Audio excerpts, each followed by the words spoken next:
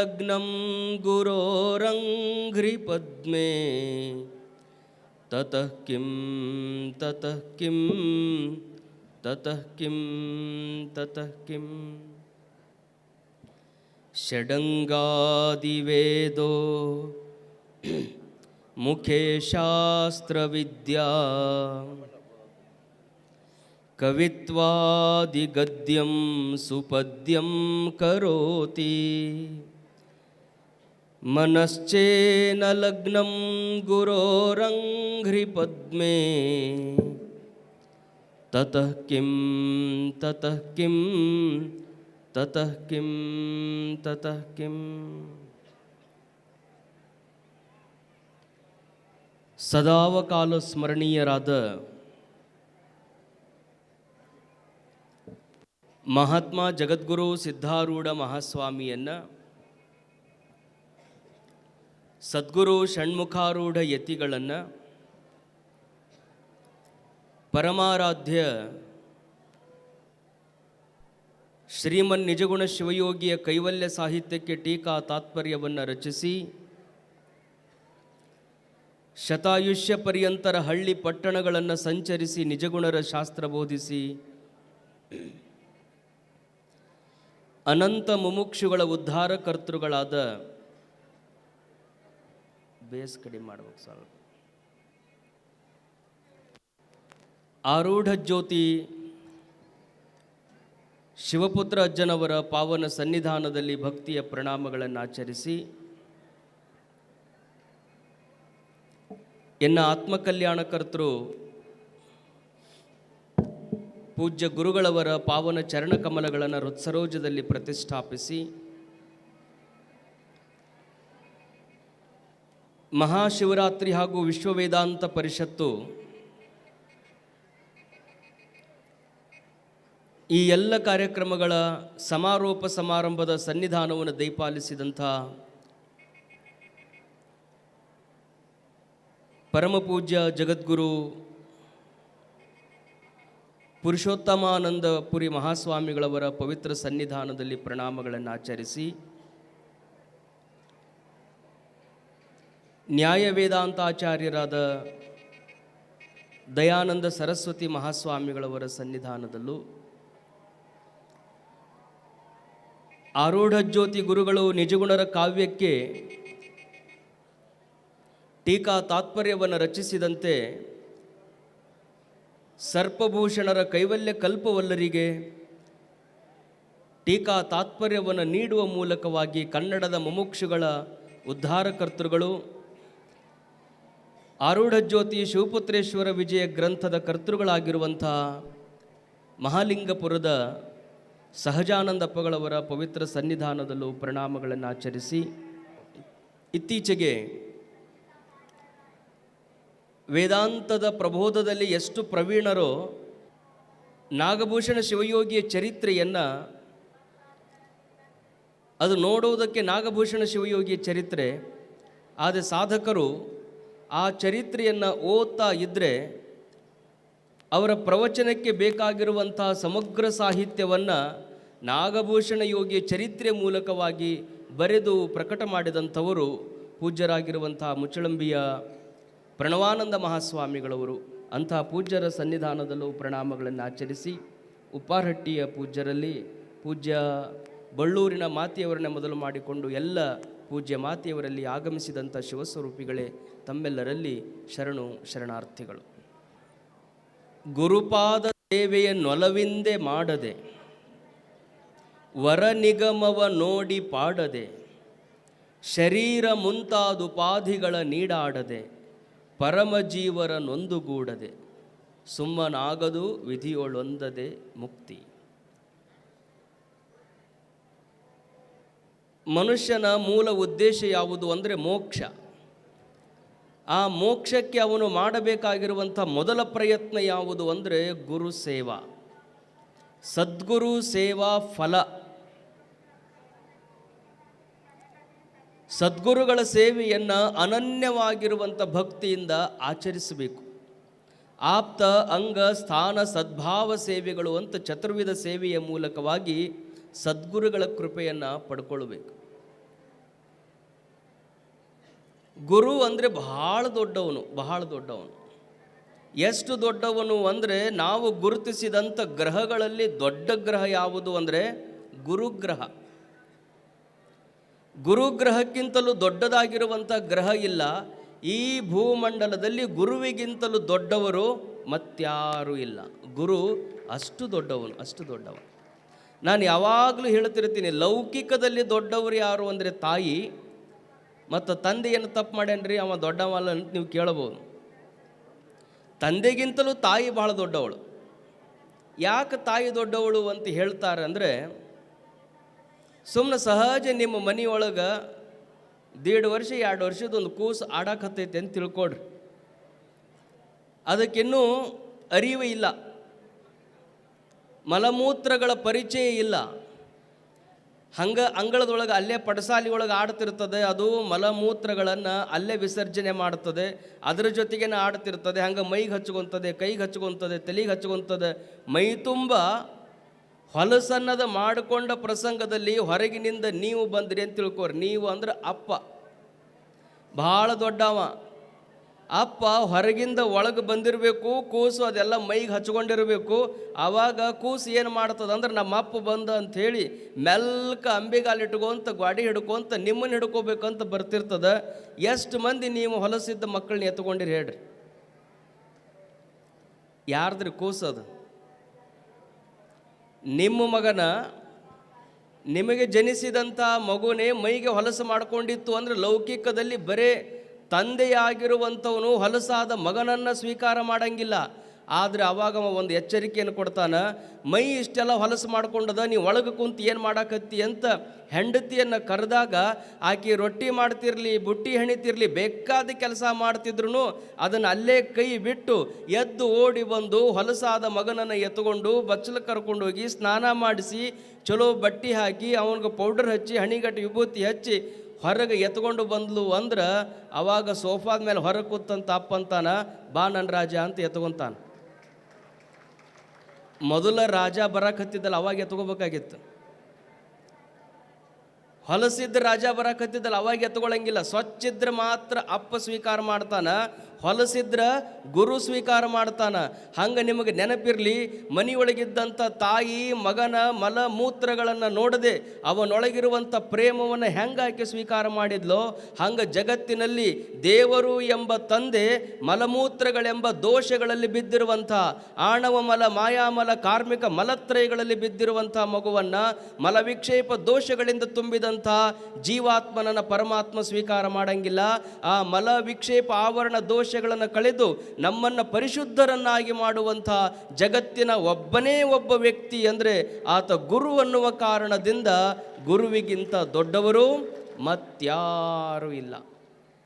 ಅದಕ್ಕೆ ತಾಯಿಗಿಂತ ದೊಡ್ಡವರು ಲೌಕಿಕದಲ್ಲಿಲ್ಲ, ಗುರುವಿಗಿಂತ ದೊಡ್ಡವರು ಅಧ್ಯಾತ್ಮದಲ್ಲಿಲ್ಲ. ನಿಮಗೆ ತಾಯಿ ತಂದೆ ಕೃಪಾ ಆಗಬೇಕಾಗಿತ್ತು ಅಂದ್ರೆ ಏನು ಮಾಡಬೇಕು? ಮನ್ಯಾಗ ಅಪ್ಪ ಅವನ ಕೃಪಾ ಆಗಬೇಕಾಗಿತ್ತು ಅಂದ್ರೆ ಪ್ರಯಾಗರಾಜ್ಯಕ್ಕೆ ಹೋಗಿ ಮೂಗು ಹಿಡ್ಕೊಂಡು 30 ಸರಿ ಮುಳುಗಿದ್ರೆ ಅವ್ರ ಕೃಪಾ ಆಗಂಗಿಲ್ಲ. ಅವ್ರ ಕೃಪಾ ಯಾವಾಗ ಆಕೈತಿ ಅಂದ್ರೆ ಮುಪ್ಪಿನ ಕಾಲ ಬಂದಾಗ, ಕೈಕಾಲೊಳಗೆ ಶಕ್ತಿ ಇಲ್ಲದಾಗ, ಅವರ ಧ್ವನಿ ಕುಗ್ಗಿದಾಗ, ರಟ್ಟೆಯೊಳಗೆ ಶಕ್ತಿ ಇಲ್ಲದ ಪ್ರಸಂಗದಲ್ಲಿ ಮಕ್ಕಳಾಗಿರುವಂಥವ್ರು ಸ್ವಲ್ಪ ಹೊತ್ಕೊಂಡು ಹೋಗಿ ದವಾಖಾನೆಗೆ ತೋರಿಸಿ 4 ಗುಳಿಗೆಗಳನ್ನು ತಂದು ಅವರ ತೆಲದುಂಬಿನ ಹತ್ತಿರ ಇಟ್ಟು ಬೇಕಾದಾಗ ಊಟ ಮಾಡಿಸಿ ಗುಳಿಗೆ ಕೊಟ್ಟು ಅಪ್ಪ ಅವನು ಉಪಚಾರ ಮಾಡಿಬಿಟ್ರು ಅಂದ್ರೆ ಆವಾಗ ತಂದೆ ತಾಯಿ ಅಂತಾರೆ, ಇಂಥ ಮಕ್ಕಳಿಗೆ ಜನ್ಮ ಕೊಟ್ಟಿದ್ದಕ್ಕೆ ನನ್ನ ಜನ್ಮ ಸಾರ್ಥಕ ಆಯಿತು ಅಂತ ಆವಾಗ ಅಪ್ಪ ಅವ ಆಶೀರ್ವಾದ ಮಾಡ್ತಾರೆ. ಮುಪ್ಪಿನ ಕಾಲಕ್ಕೆ ತಾಯಿ ತಂದೆ ಆಶೀರ್ವಾದ ಆಗ್ತದೆ. ಹಾಗೆ ಆಪ್ತ ಅಂಗ ಸ್ಥಾನ ಸದ್ಭಾವ ಸೇವಾ ಮಾಡಿದಾಗನೇ ಸದ್ಗುರುನಾಥ ಶಿಷ್ಯನಿಗೆ ಅನುಗ್ರಹವನ್ನು ಮಾಡ್ತಾನೆ. ಹಂಗೆ ಅನುಗ್ರಹ ಮಾಡಿದ್ರೇ ಆತನ ಕೃಪಾ ಬಹಳ ದೊಡ್ಡದು ಅಂತ ತಿಳಿಬೇಕು. ಆ ಕಾರಣದಿಂದ ಗುರು ಅನ್ನೋನು ಬಹಳ ದೊಡ್ಡವನು. ಅದಕ್ಕೆ ನಿಜಗುಣ ಯೋಗಿಗಳು ಗುರುಪಾದ ಸೇವೆಯನ್ನು ಒಲವಿಂದ ಮಾಡದೆ, ಹೆಂಗೆ ಮಾಡಬೇಕು ಅಂದ್ರೆ ಒಲವಿನಿಂದ ಅಂತಾರೆ, ಪ್ರೀತಿಯಿಂದ ಸದ್ಗುರುಗಳ ಸೇವೆಯನ್ನು ಮಾಡಬೇಕು. ನಮ್ಮ ಗರಗದ ಮಠದಲ್ಲಿ ಒಬ್ಬ ಶಿಷ್ಯ ಇದ್ದ. ಏನು ಕೆಲಸ ಅಂದ್ರೆ ಕಸ ಹೊಡೆಯೋದು. ಮಡಿವಾಳಜ್ಜವ್ರ ಮಠದ್ದು ಕಸ ಹೊಡೆಯೋದು. ಆರೂಢ ಜ್ಯೋತಿ ಅಪ್ಪವ್ರು ಹುಟ್ಟಿದವರ ಗರಗನೆ. ಅವರು ಶಿವಲಿಂಗಮ್ಮ ಮತ್ತು ಶಿವಬಸಪ್ಪನವರು ಗರಗದಜ್ಜರ ಸೇವೆಯೊಳಗನೆ ಇದ್ದರು. ಹೆಂಗದ ಗುರು ಸೇವಾ ಫಲ ಅಂದರೆ ಆ ಮಠದೊಳಗೊಬ್ಬ ಹುಡುಗ ಕಸ ಹೊಡಿತಿದ್ದ. ಭಾಳ ದೂರಗಳಿಂದ ಸಿದ್ಧಾರೂಢ ಅಜ್ಜನ ಹತ್ರ ಬಂದು ವರಗಳನ್ನು ಪಡ್ಕೊಂಡು ಹೋದಂಗೆ ಗರಗದ ಮಠಕ್ಕೂ ಭಾಳ ಮಂದಿ ಬರ್ತಿದ್ರು. ಮುಂದೆ ಬಂಗಾರದ ನಾಣ್ಯಗಳ ತಟ್ಟೆಯನ್ನಿಟ್ಟು ಅವರ ಕೊರಳಿಗೆ ಹಾರವನ್ನು ಹಾಕಿ ಫಲಪುಷ್ಪಗಳನ್ನು ಕೊಟ್ಟು ದಂಪತಿಗಳು ಬೇಡಿದ್ರಂತಪ್ಪ, ನಮಗೆ ಈ ಸಂಪತ್ತಿಗೆ ವಾರಸುದಾರ ಇಲ್ಲ, ಮಕ್ಕಳನ್ನು ಆಶೀರ್ವಾದ ಮಾಡುವಂತ ಬೇಡಿದರು. ಅವಾಗ ಗರಗದಜ್ಜವರು ಅಂದ್ರಂತ, ನಿಮ್ಮ ಹಣೆ ಬರದಾಗ ಮಕ್ಕಳಾಗೋದು ಬರೋದಿಲ್ಲ ಅಂದ್ರಂತ. ನೀವು ಭಾಳ ಪ್ರೀತಿಯಿಂದ ಹೋಗಿ ಬೇಡ್ಕೊಂಡಿರ್ತೀರಿ, ಹೊಟ್ಟಿ ರೂಮ್ ಅನ್ನುವಂಗೆ ಮಹಾತ್ಮರು ಮಾತಾಡಿದ್ರು ಅಂದ್ರೆ ಎಷ್ಟು ದುಃಖ ಹಾಕಿರ್ಬೇಕು ಒಳಗೆ. ನಕ್ಕೋಂತ ಬಂಗಾರದ ನಾಣ್ಯಗಳನ್ನು ಹಿಡ್ಕೊಂಡು ಹೋಗಿ ಫಲವನ್ನು ಬೇಡಬೇಕಾದ ಹೆಣ್ಮಗಳಂದ್ಲು, ಮಕ್ಕಳಾಗದೇ ಇದ್ರೂ ಚಿಂತೆ ಇಲ್ಲ, ಸುಮ್ಮನೆ ಆಶೀರ್ವಾದ ಮಾಡಿದ್ರೆ ನಡೀತಿತ್ತು. ಎಷ್ಟು ಕೆಟ್ಟದಾಗಿ ನಿನ್ನ ಹಣೆ ಬರೆದಾಗ ಮಕ್ಕಳಾಗೋದೇ ಬರೋದಿಲ್ಲ ಅಂದ್ಬಿಟ್ಟಲ್ಲ ಅಂತ ದುಃಖ ತಡಿಲಾರ್ದನೆ ಆಕೆ ಒಳಗಿನಿಂದ ಹತ್ಕೋಂತ ಹೊರಗೆ ಬರ್ತಿರುವಾಗ ಅಂಗಳದೊಳಗೆ ಕಸ ಹೊಡಿತಿದ್ದ ಹುಡುಗಂದ, ಯಾಕೆ ಅಳಾಕತ್ತೀಯವ ಅಂದರು. ಹಿಂಗಂದ್ರು. ಅದಕ್ಕೆ ದುಃಖ ಆಗಿ ಅಳಾಕತ್ತೀನಿ. ಏನು ಚಿಂತೆ ಮಾಡಬೇಡ, ಹಿಂದಿನ ಜನ್ಮದೊಳಗೆ ನೀ ಮಾಡಿದ ಪಾಪಕ್ಕೆ ಅಪ್ಪ ಸಿಟ್ಟಿಗೆದ್ದ ಹಂಗೆ ಬೇದಾನ. ತಾಯಿ ಮಕ್ಕಳಿಗೆ ಹಾಳಾಗಿ ಹೋಗುವಂತ ಬೇದ್ರ ಸಹಿತ ಮಕ್ಕಳು ಹಾಳಾಗೋದ್ರೊಳಗೆ ತಾಯಿಗೆ ಸುಖ ಇಲ್ಲ. ನಿನ್ನ ಪಾಪ ನೋಡಿ ಹಂಗೆ ಬೇದಾನ. ಯಾವಾಗ ಬೇದಾನ ನಿನ್ನ ಪಾಪ ಎಲ್ಲ ನಾಶ ಆಗ್ಯದ, ನಿನಗೆ ವರ್ಷದೊಳಗೆ ನಿನ್ನ ಗಂಡು ಮಗುವಿಗೆ ಜನ್ಮ ಕೊಡ್ತಿದ್ದಿ, ಏನೂ ಚಿಂತೆ ಮಾಡಬೇಡ ಅಂತ ಕಸ ಹೊಡಿ ಹುಡುಗ ಆಶೀರ್ವಾದ ಮಾಡಿದ. ಯೋಗ ಅನ್ಬೇಕು, ವರ್ಷದೊಳಗೆ ಆಕಿ ಗಂಡು ಮಗುವಿಗೆ ಜನ್ಮ ಕೊಟ್ಲು. ಗರಗದ ಮಠಕ್ಕೆ ಕರ್ಕೊಂಡು ಬಂದ್ಲು. ಅಪ್ಪವ್ರ ಪಾದದೊಳಗೆ ಹಾಕಿ ಸುಮ್ಮನೆ ನಮಸ್ಕಾರ ಮಾಡಿ ಹೋಗಲಿಲ್ಲ. ಒಂದು ಪ್ರಶ್ನೆ ಕೇಳಿದ್ಲಕ್ಕಿ, ಯಪ್ಪ ಈ ಮಠದೊಳಗೆ ಸ್ವಾಮಿ ನೀನೋ ಏನ ಕಸ ಹೊಡಿ ಹುಡುಗ ಅಂದ್ಲಕ್ಕಿ. ಯಾಕವ್ವ ಹಿಂಗೆ ಕೇಳಾಕತ್ತಿದಿ? ಮಕ್ಕಳು ಬೇಕು ಅಂತ ಬಂದ್ರೆ ಆಗೋದಿಲ್ಲ, ನೀನು ಹಣೆ ಬರ್ದಾಗ ಮಕ್ಕಳಿಲ್ಲ ಅಂತ ನೀನು ಬೈದು ಕಳಿಸಿದ್ದಿ. ಕಸ ಹೊಡಿ ಹುಡುಗ ಅಕ್ಕವು ಅಂತ ಆಶೀರ್ವಾದ ಮಾಡಿದ, ಅವನ ಮಾತು ಖರೆ ಆಗ್ಯದ, ನಿನ್ನ ಮಾತು ಸುಳ್ಳಾಗ್ಯದ, ಅದಕ್ಕೆ ಕೇಳಾಕತ್ತೀನಿ. ಈ ಮಠಕ್ಕೆ ನೀನು ಸ್ವಾಮಿಯೋ ಅವ ಸ್ವಾಮಿ ಅಂತ ಅದಕ್ಕೆ ಕೇಳೀನಿ ಅಂದ್ಲಕ್ಕಿ. ಆವಾಗ ಗರಗದಜ್ಜವರು ಅಂದರು, ಖರೆ ಐತವ, ಮಠದ ಖರೆ ಸ್ವಾಮಿ ಯಾರು ಅಂದ್ರೆ ನಾನು ಕೋಪಿನ ತೊಟ್ಕೊಂಡು ಸೂರ್ಯನನ್ನು ನೋಡ್ಕೊಂತ ಇಷ್ಟು ವರ್ಷ ತಪಸ್ಸು ಮಾಡೀನಿ. ತಪಸ್ಸು ಮಾಡಿ ಮಾಡಿ ಒಂದೇ ಜಾಗದೊಳಗೆ ನಾನು ಕುಂತೀನಿ. ಆ ಮಗಗ ಮಠದ ಕಸ ಅಷ್ಟ ಹೊಡೆಯುವ ಮಗನ ಅಂದ್ರೆ ಕಸದ ಜೊತೆಗೆ ಸೇವಾ ರೂಪದೊಳಗೆ ನನ್ನ ತಪಸ್ಶಕ್ತಿನ ಹೊಡ್ಕೊಂಡು ಕುಂತಾನ. ಅದಕ್ಕೆ ಅವನ ಮಾತು ಖರೆ ಹಾಕವ, ನನ್ನ ಮಾತು ಸುಳ್ಳಾಕವ ಅಂತ ಗರಗದಜ್ಜರು ಹೇಳಿದ್ರಂತೆ. ಅದಕ್ಕೆ ನೀವಿಲ್ಲೆಲ್ಲ ಏನು ಬಂದಿರಿ, ಸಿದ್ಧಾರೂಢ ಅಜ್ಜನ ಕೃಪಾ ನಿಮಗೆ ಆಗಬೇಕಾಗಿತ್ತು ಅಂದ್ರೆ ನಾವು ನೀವೆಲ್ಲ ಮಾಡಬೇಕಾಗಿದ್ದು ಒಂದೇ ಕೆಲಸ. ಬಿದ್ದಂಥ ಒಂದು ಪ್ಲಾಸ್ಟಿಕ್ ಹಾಳೆಯನ್ನು ತಗೊಂಡು ಎಲ್ಲಿ ಕಸದ ಬುಟ್ಟಿ ಐತಿ ಆ ಕಸದ ಬುಟ್ಟಿ ಒಳಗೆ ಹಾಕಿ ಹೋಗಿಬಿಟ್ಟಿವಿ ಅಂದ್ರೆ ಆ ಸೇವೆಯನ್ನು ನೋಡಿ ಪರಮಾತ್ಮ ನಮಗೆ ಆಶೀರ್ವಾದವನ್ನು ಮಾಡ್ತಾನೆ ಹೊರತು ಇನ್ನು ಉಳಿದಿದ್ದು ಯಾವುದು ಸಿದ್ಧಾರೂಢ ಅಜ್ಜನಿಗೆ ಬೇಕಾಗಿಲ್ಲ. ನೀವು ಕೊಡೋ ಬಂಗಾರ, ನೀವು ಕೊಡೋ ರೊಕ್ಕ, ನೀವು ಕೊಡುವಂಥ ಮುತ್ತು ರತ್ನ, ಇದು ಯಾವುದೂ ಸಿದ್ಧಾರೂಢ ಅಜ್ಜನಿಗೆ ಅವಶ್ಯಕತೆ ಇಲ್ಲ. ನಿಮ್ಮ ಅಂತಃಕರಣ ಶುದ್ಧ ಮಾಡುವಂಥ ಸೇವೆಯ ಅವಶ್ಯಕತೆ ಇದೆ ಅನ್ನುವಂಥದ್ದನ್ನು ನೆನಪಿಸಿಕೊಂಡು ಎಷ್ಟು ಜನ ಸೇವಾ ಮಾಡ್ಯಾರ. ಅಡಿಗೆ ಮನೆಯೊಳಗೂ ಸೇವಾ ಮಾಡ್ಯಾರ, ಪೆಂಡಾಲ್ದೊಳಗೂ ಸೇವಾ ಮಾಡ್ಯಾರ, ಪುಸ್ತಕದೊಳಗೂ ಸೇವಾ ಮಾಡ್ಯಾರ, ಬೆಳ್ಳಿ ರಥದೊಳಗೂ ಸೇವಾ ಮಾಡ್ಯಾರ. ಒಂದಲ್ಲ ಎರಡಲ್ಲ, ನಮ್ಮ ಸಿದ್ಧಾರೂಢ ಸ್ವಾಮಿ ಮಠದ ಟ್ರಸ್ಟ್ ಕಮಿಟಿಯವರು ಈ ಒಂದು ಕಾರ್ಯಕ್ರಮ ಯಶಸ್ಸು ಆಗಬೇಕಾಗಿತ್ತು ಅಂದ್ರೆ ಭಾಳ ಚಲೋ ಮಾಡಿದರು ಅನ್ನುವಂಥದ್ದು ಭಾಳ ದೊಡ್ಡ ಶಬ್ದ ಅಲ್ಲ. ಭಾಳ ಚಲೋ ಮಾಡಿದರು ಅನ್ನುವಂಥದ್ರ ಹಿಂದಿರುವ ಶ್ರಮ ಐತಲ್ಲ, ಅದು ಬಹಳ ದೊಡ್ಡದಿದೆ. ಆ ಶ್ರಮವನ್ನು ಪಟ್ಟಿರುವಂಥ ನಮ್ಮ ಎಲ್ಲ ಟ್ರಸ್ಟ್ ಕಮಿಟಿಯ ಮೆಂಬರ್ಗೆ ಪೂಜ್ಯ ಜಗದ್ಗುರುಗಳು ಹೇಳಿದ ಹಾಗೆ ಮತ್ತೊಮ್ಮೆ ಜೋರಾದ ಚಪ್ಪಾಳೆಯೊಂದಿಗೆ ಆ ಎಲ್ಲ ಟ್ರಸ್ಟ್ ಕಮಿಟಿಯ ಸದಸ್ಯರನ್ನು ಗೌರವಿಸುವಂಥದ್ದು. ಉಳಿದವರು ಸೇವಾ ಮಾಡಿರ್ತಾರೆ, ನಮ್ದು ಯಾರೂ ಹೇಳೋವಲ್ರಿ ಅಂತ ಭಾಳ ಜನರಿಗೆ ಮನಸ್ಸಿಗೆ ಹತ್ತಿರಬಹುದು. ಡ್ರೈವರ್ ಕಾರ್ನೊಳಗೆ ಕೂತಿದ್ದ, ಮಗ್ಲೊಬ್ಬ ಕಣ್ಣಿಲ್ಲದವ ಬಂದು ಕಿಟಕಿ ಬಡೋದು ಭಿಕ್ಷಾ ಬೇಡಿದ. ಆ ಕಡೆ ಸೀಟಿನೊಳಗೆ ಕುಂತಂಥವನಿಗೆ ಇವ ಮಾಲಕ ಸನ್ನಿ ಮಾಡಿದ, ಅಲ್ಲೊಂದು 100 ರೂಪಾಯಿ ಆಯ್ತು ನೋಡು ಕೊಡು ಅಂಥೇಳಿ. ಅವ ಏನು ಮಾಡಿದ ಅಂದ್ರೆ ಆ 100 ರೂಪಾಯಿ ತೊಗೊಂಡು ಆ ಕಣ್ಣಿಲ್ಲದವನಿಗೆ ಕೊಟ್ಟ ತಕ್ಷಣ ಅವ ಕಣ್ಣಿಲ್ಲದವ ಯಾರು ಕೊಟ್ಟವನ ತಲೆ ಮೇಲೆ ಕೈ ಇಟ್ಟವ ಅಂದ, ನಿನಗೆ ಭಾಳ ಚಲೋ ಆಗಲಿಪ್ಪ, ಪರಮಾತ್ಮನ ಕೃಪಾ ಆಗಲಿ ಅಂತ 100 ರೂಪಾಯಿ ಕೊಟ್ಟು ಅವನಿಗೆ ಆಶೀರ್ವಾದ ಮಾಡಿದ. ಅವಾಗ ಇವ ಮಾಲಕ್ಕಿದ್ದಲ್ಲ, ರೊಕ್ಕ ಅವಂದಲ್ಲ ನಂದಂದವ. ಅವನಿಗೆ ಯಾಕೆ ಆಶೀರ್ವಾದ ಮಾಡ್ತೀವಿ, ರೊಕ್ಕ ನಂದು, ಅವ ಬರೇ ಕೊಟ್ಟವ ಅಂತ ಹೇಳಿದ ತಕ್ಷಣವೇ ಕಣ್ಣಿಲ್ದ ಒಂದು ಮಾತು ಹೇಳ್ತಾನ, ನನಗೆ ಕಣ್ಣಿಲ್ಲದಕ್ಕೆ ಇವನಿಗೆ ಆಶೀರ್ವಾದ ಮಾಡೀನಪ್ಪ, ನೀ ಕೊಟ್ಟಿದ್ದು ಸಿದ್ಧಾರೂಢ ಅಜ್ಜನಿಗೆ ಗೊತ್ತದ, ಅವ ನಿನಗೆ ಆಶೀರ್ವಾದ ಮಾಡ್ತಾನೆ ಅನ್ನುವುದನ್ನು ಅವನು ಹೇಳಿದ, ಪರಮಾತ್ಮನಿಗೆ ಕಣ್ಣು ಎಲ್ಲ ಕಡೆಗೆ ಅದಾವ. ನೀವು ಮಾಡಿದ ಸೇವೆಯನ್ನು ನಮ್ಮದು ಹೇಳಲಿಲ್ಲ ಅಂತ ನೀವು ಚಿಂತೆ ಮಾಡಬೇಡ್ರಿ. ಯಾರ ಹೆಸರು ಹೇಳಿಲ್ಲಲ್ಲ ಅವ್ರು ನಿಜವಾಗಿ ಎಲ್ಲದೀರಿ ಅಂದ್ರೆ ಸಿದ್ಧಾರೂಢಜ್ಜನ ಹೃದಯದೊಳಗದೀರಿ. ಆ ಸಿದ್ಧಾರೂಢಜ್ಜ ನಿಮಗೆ ಆಶೀರ್ವಾದ ಮಾಡ್ತಾನೆ ಅನ್ನೋದನ್ನು ಈ ಪ್ರಸಂಗದಲ್ಲಿ ನೆನೆದು, ಔಪಚಾರಿಕವಾಗಿ ಪ್ರಮುಖರಾಗಿರುವಂಥವರ ಹೆಸರುಗಳನ್ನು ಹೇಳ್ತಿರ್ತಾರೆ. ಆದರೆ ಎಲ್ಲರ ಸೇವಾ ಬಹಳ ದೊಡ್ಡದು, ಬಹಳ ದೊಡ್ಡದು.